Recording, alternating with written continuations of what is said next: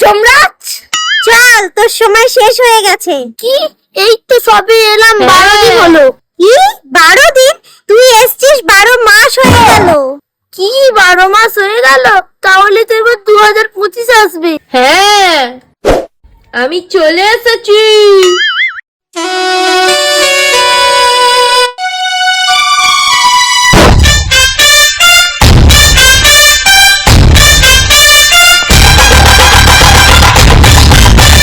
চল আমার সাথে। খুশি হোস না 2025, 1 বছর পর যমরাজ তোকেও নিয়ে চলে যাবে।